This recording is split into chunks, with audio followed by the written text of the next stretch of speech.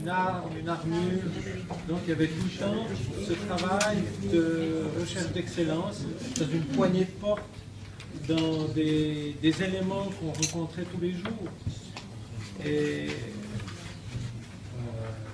disons que l'ère moderne a amené à banaliser certaines choses, mais on y revient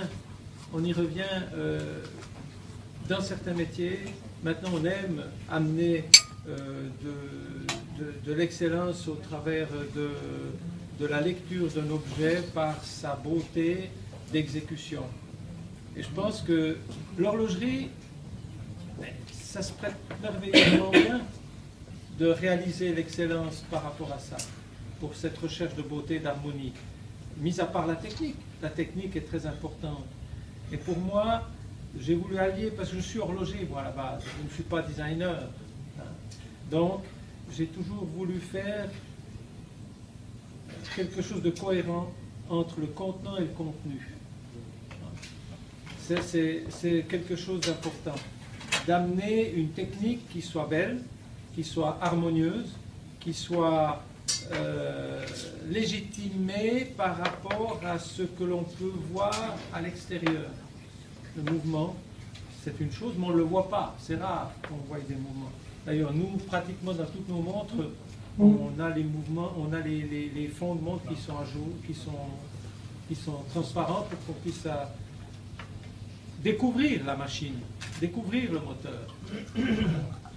Et c'est quelque chose que j'ai acquis en lisant le patrimoine de l'horlogerie ancienne.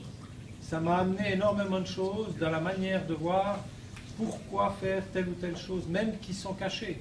Des décors qui sont cachés, c'est fermé. Donc ça paraît ridicule. Mais non, ça a un sens.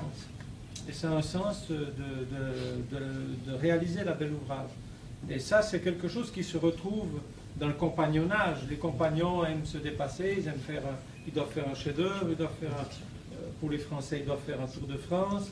Donc il y a toute une démarche, il y a toute une assimilation qui est importante pour justement découvrir cette beauté. Et alors ce fil rouge, j'ai réalisé un fil rouge au travers de la collection Parmigiani, qui est celui des codes de la marque. C'est-à-dire que si on prend... Quand j'ai fait mon premier dessin de montre, on en a parlé tout à l'heure, j'ai réalisé une chose, c'est que j'ai dessiné le profil de la montre avant de faire la face. Le contraire de ce qui se fait. En général, un designer, il dessine le cadran, voilà, c'est tout plat, ok, d'accord, mais le profil, on regardera après. Non, moi j'ai fait le contraire. On fait le profil,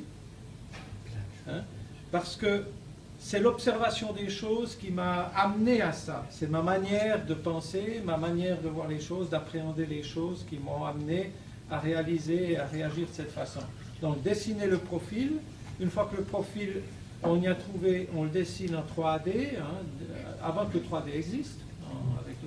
Maintenant c'est facile, on dessine d'une façon, avec les systèmes informatiques, c'est extrêmement facile.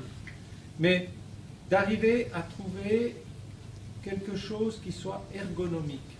Et après, disons, d'agir d'abord sur le confort d'une pièce que l'on emploie. Assurer le confort et après on s'occupe de la face. Voilà, c'est comme ça que...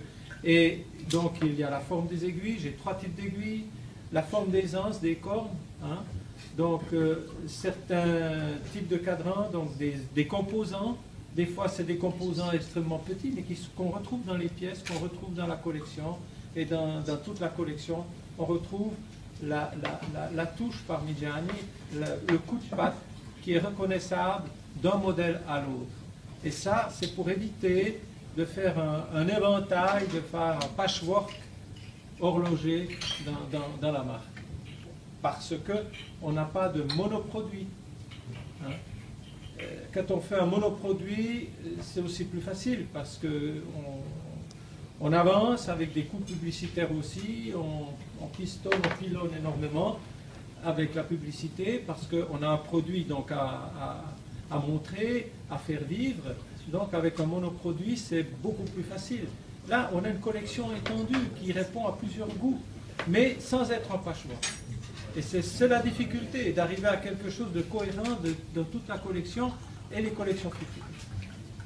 Mais tout ça, c'est aussi, moi je dois beaucoup à mes parents qui m'ont toujours enseigné comment est-ce qu'il faut regarder les choses.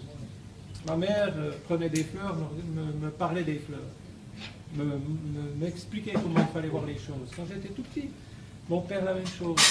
Et puis ça, c'est quelque chose qui est resté très ancré en moi. Et je dois beaucoup à mes parents. Et ça, c'est quelque chose d'assez fort. Et c'est cette observation, ce sens de l'observation. Ça a développé en moi l'esprit d'analyse pour la restauration d'objets d'art anciens en horlogerie. Et cet esprit d'analyse, parce que la restauration, ça n'est pas de la réparation. Il faut bien faire la distinction entre restauration et réparation. C'est totalement différent. La réparation, c'est faire une intervention pour que ça fonctionne, uniquement. Et la restauration, c'est rendre son originalité à la pièce, restituer à l'original. S'il y a une reconstitution, on doit faire attention de ne pas commettre l'irréversible. Donc on doit travailler comme un archéologue. C'est totalement différent. Et justement, cet esprit d'analyse,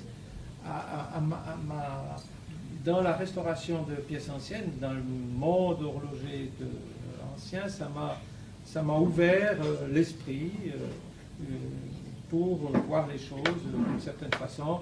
Et j'y ai découvert en 1969 quelque chose de fabuleux, c'est le nombre d'or.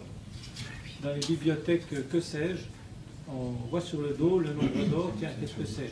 Alors je me suis intéressé et je me suis passionné. C'est-à-dire que pour moi, le nombre d'or, c'est le nombril du monde. Je crois que je peux m'arrêter là. Très bien. Très très bon, Michel. Bravo.